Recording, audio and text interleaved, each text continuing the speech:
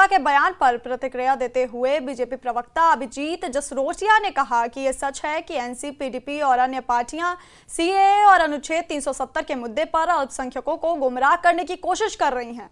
उन्होंने कहा कि उमर अब्दुल्ला राजनीति कर रहे हैं, लेकिन उन्हें ये पता होना चाहिए कि वो लोगों के सामने बेनकाब हो चुके हैं।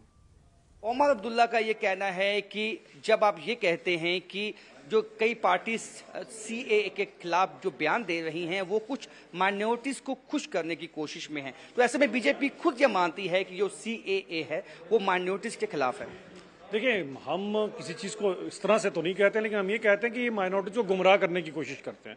सबसे पहले अगर सीए की बात की जाए तो इसमें किस तरह से कम एक चीज़ तो समझनी चाहिए थी कि जो विशेष प्रावधान है वो उन लोगों के लिए है जो कहीं ना कहीं धर्म विशेष की वजह से जो प्रताड़ित हो चुके हैं।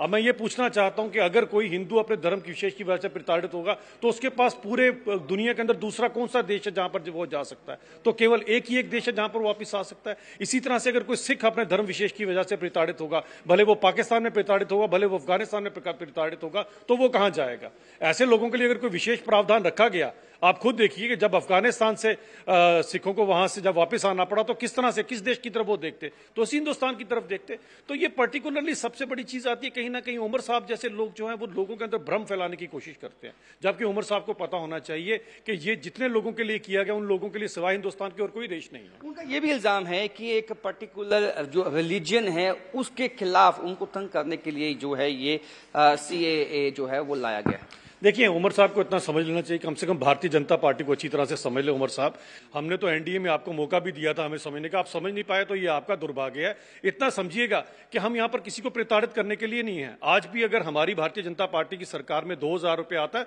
तो वो सारा बानो के खाते में भी जाता है, गीता देवी के खाते में भी जाता है। एम्स में कहीं बोर्ड नहीं लगा रखा कि केवल मुसलमानों के लिए और हिंदुओं के लिए, ना ही वंदे भारत के ऊपर कोई बोर्ड लगा हुआ कि केवल हिंदुओं के लिए तो मुसलमानों के लिए नहीं है। ये वाली राजनीति उमर साहब करते होंगे क्योंकि उमर साहब को सूट करती है। और उमर साहब को कम से कम ये पता होना चाहिए कि जब आपने 87 की रिगिंग की थी और वहां पर जब आप ही के जिन लोगों के आप खैरख्वाह बने फिरते हो, जब वहां पर खून खराबा शुरू हो गया तो आप तो 90 के दशक में जहाज में बैठ के पापा के साथ लंदन चले गए। आप तो उनके सगे नहीं हुए जिन्होंने आपको आज तक यहां पहुंचाया है, तो कम से कम इन्हें गुमराह ना करें।